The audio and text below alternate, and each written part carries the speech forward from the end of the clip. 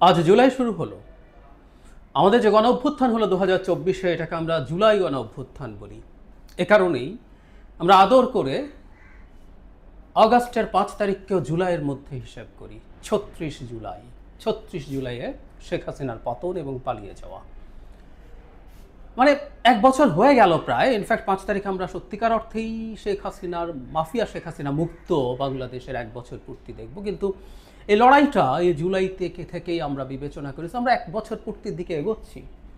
যেটা হয়, আমরা 1 বছর পূর্তির দিকে যখন আগাই তখন আমাদের কনসাসে সাবকনসাসে এক ধরনের হিসাব নিকেশ থাকে। আমি চারপাশে এখন শুনছি, আমরা কি এই কারণেই চেয়েছিলাম, আমরা কি আমাদের লক্ষ্য অর্জন করতে চেয়েছিলাম, সেটা পেরেছি, আমরা কেমন দেখব।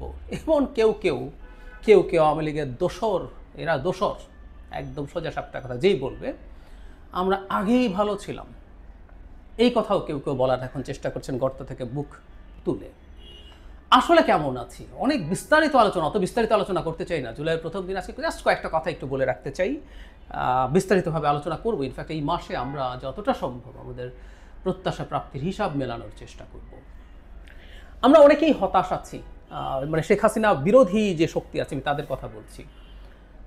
শেখ হাসিনা বিরোধী শক্তি যারা আছেন তাদের মধ্যে নানা রকম এজেন্ডা, নানান রকম এক্সপেকটেশন ছিল। এটাই হওয়ার কথা। আসলে বাংলাদেশে একটা স্বতঃস্ফূর্ত গণ অভ্যুত্থান হয়েছে, যেখানে বিভিন্ন রকম কারণে বিভিন্ন রকম মানুষ এসে হাজির হয়েছেন। শেখ হাসিনা পতনের পর একটা ভিডিওতে আমি বলেছিলাম, এটা খানিকটা সময়ের প্রয়োজনে যে ছোট গল্প আছে জহির রায়হানের, সেটার মতো। মুক্তিযুদ্ধে কেন গেছে, মোটা জায়গায় অনেক বড় বড় কথা সবাই সেক্টর কমান্ডারকে বলে, কিন্তু যখন সেক্টর কমান্ডার চলে যায় তখন এক একজনের এক এক রকম কারণ। এমনকি এলাকার পাড়ার মাস্তানের পাছায় লাথি দিতে চাই, এই রকম কারণও সেখানে ছিল। শেখ হাসিনার বিরুদ্ধে বিভিন্ন জায়গায় বিভিন্ন শ্রেণী পেশার মানুষের বিভিন্ন রকম ক্ষুব্ধতা তৈরি হয়েছিল। তারা তার সেই ক্ষুব্ধতার কারণেই মাঠে নেমেছেন। সামনে স্টুডেন্টরা ছিলেন এবং এই নেমে যাওয়ার পর সবাই একত্র হয়েছেন। হওয়ার পরে এই মুভমেন্টটা সফল হলো। এরপর এটা নিয়ে নানান রকম কথাবার্তা শুরু হলো, এটা নানান রকম থিওরিটিক্যাল বয়ান দেওয়ার চেষ্টা করলেন। কেউ বলতে চাইলেন এটা স্টুডেন্টদের একটা মুভমেন্ট যেটা সফল হয়েছে। আসলে স্টুডেন্টদের মুভমেন্টটা এরকমই হওয়ার কথা ছিল। এটা একটা কোটা বিরোধী মুভমেন্ট ছিল। তারা সরকারের চাকরি করতে চেয়েছেন। খুব ক্রুডভাবে বললে তারা শেখ হাসিনা সরকারের চাকরি করতে চেয়েছেন, এবং প্রশাসন, পুলিশ ছিল এইসব যারা চাকরি চান তাদের প্রধান চয়েস।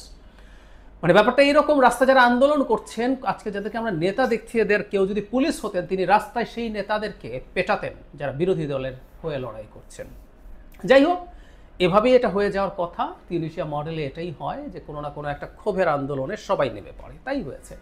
এখন এটাকে এক গ্রুপের ক্রেডিট ক্লেমিং, এক গ্রুপ আবার এটাকে বিপ্লব বানানোর চেষ্টা করেছে, করে একটা বিপ্লবী সরকার গড়ে দেশে একটা এনার্কি তৈরি করে তারা ক্ষমতা দখল করে ফেলবেন, এরকম চিন্তা, অনেক রকম চিন্তা। প্রেসিডেন্টকে সরিয়ে ফেলো, সেনাপ্রধানকে সরিয়ে ফেলো, প্রক্লেমেশন দিয়ে ফেলো। কেউ আবার সংস্কার নিয়ে কারোর মানে নির্বাচনকে পেছানোর এজেন্ডা আছে বলে আমি দৃঢ়ভাবে বিশ্বাস করি। কিন্তু অনেকে সেই এজেন্ডা না থাকলেও খুবই শিশুর মতো সরলভাবে রাষ্ট্রকে এত সরলভাবে তারা দেখেন, তারা মনে করেন এবারেই সব সংস্কার করে ফেলতে পারবো, এবং তাদের কেউ মনে করেন এবারের সংস্কারগুলো যদি করে ফেলতে পারে আমাদের ডেমোক্রেসি ফুল প্রুফ হয়ে যাবে। তাদের মধ্যে হতাশা আছে, কারণ সংস্কার তারা যা চান, যেমনভাবে চান, এবং জনগণের নামে চালিয়ে দেওয়া সংস্কার। আবারও বলছি, ডোন্ট মিসআন্ডারস্ট্যান্ড মি, আমি বলছি না সংস্কারের প্রয়োজন নেই, সংস্কারের প্রয়োজন আছে। কিন্তু এই যে জনগণ সংস্কার চায় এবং সংস্কার ছাড়া শেখ হাসিনার পতন কেউ চাইতো না, এগুলো বাজে কথা। আমাদের একদম একটা কমন জায়গা ছিল এই শেখ হাসিনা পতনের মুভমেন্টে, শেখ হাসিনাকে যেতে হবে। বাকি সব কিছুতে আমাদের বিভিন্ন রকম এজেন্ডা আছে, চিন্তা আছে, আমারও আছে, আপনারও আছে, প্রত্যেকের আছে। সেটাকে নিয়ে আমরা নিজের মতো করে আবর্তিত হয়েছে এবং সেটাই ইম্পোজ করার চেষ্টা করেছি। আমি বলছি না আপনার আমার চাওয়ার জনগণের কল্যাণ করবে না, করতে পারে, কিন্তু এটাই জনগণের চাওয়া ছিল। ওটার কারণেই শেখ হাসিনার পতন হয়েছে না। কেউ বলে শুধু একটা নির্বাচনের জন্য শেখ হাসিনার পতন হয় না, এগুলো সঠিক কথা না। আমরা যদি গণতন্ত্রকে সংখ্যার শক্তির কথা বলি, তাহলে সংখ্যা আসলে চেয়েছে দেশে একটা অ্যাকসেপ্টেবল ইলেকশন হবে, সেই জিনিসটা ছিল প্রধান চাওয়া। এবং সেই চাওয়াটা যদি ঠিকঠাক মতো না হয়, সেটা হয়নি বলে, শেখ হাসিনার সময় সেটা হয়নি বলেই সমস্যাটা তৈরি হয়েছে।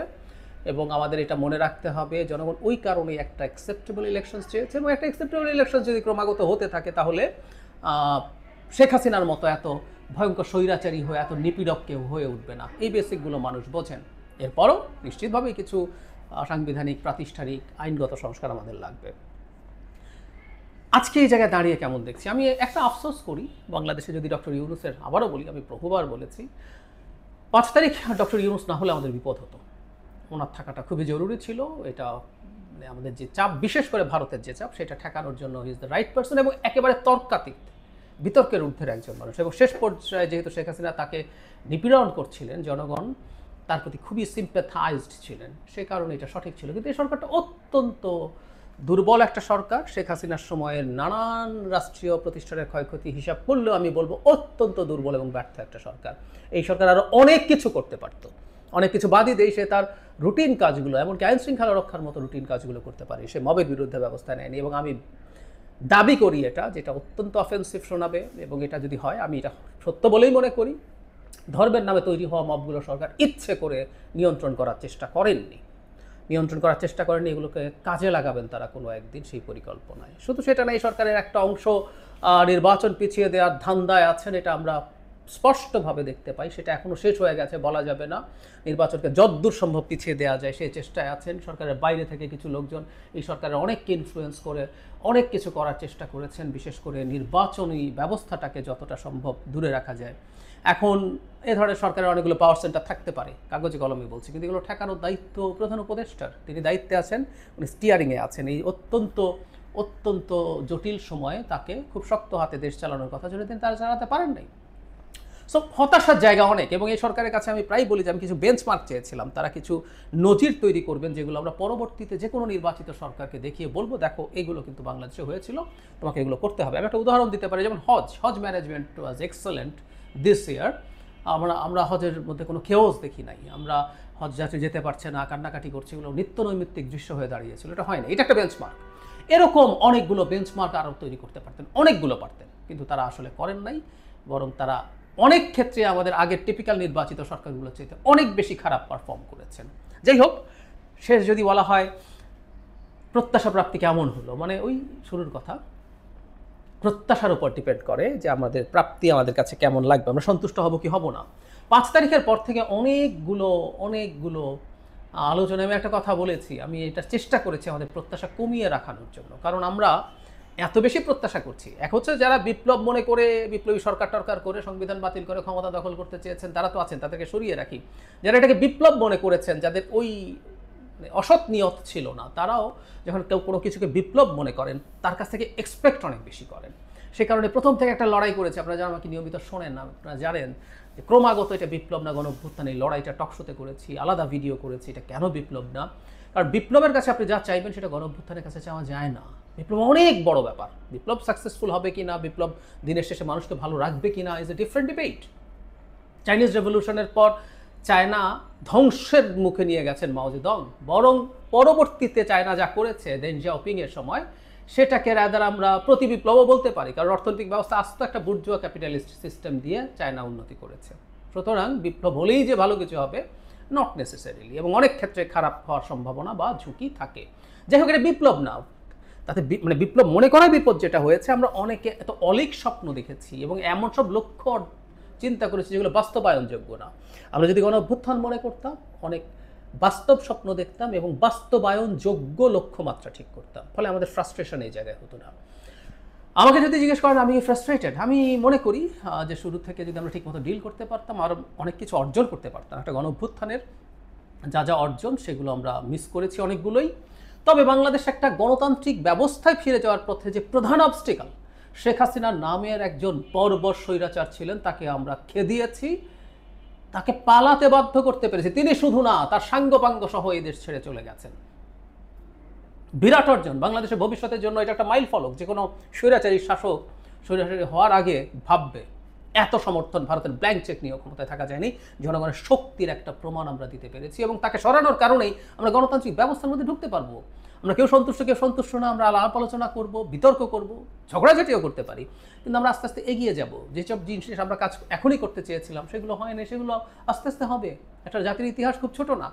আরও একটা বড় জিনিস আমরা অর্জন করেছি বলে আমরা মনে করি, সেটা হলো 24 দিয়ে 71কে ঢেকে ঢেকে দেওয়ার চেষ্টা ছিল। জামায়াতে ইসলামী মনে করেছিল এখানে তাদের যেহেতু পার্টিসিপেশন আছে, তারা এটা দিয়ে 71 ভুলিয়ে দেবেন। অনেকেই এই ধরনের কথাবার্তা হচ্ছে, ওয়াজ শুনতেছি জামাতের নমিনেশন প্রাপ্ত ওয়াজিনরা ওয়াজ করছেন, কিন্তু না, এদেশের মানুষ এটাও প্রত্যাখ্যান করেছেন।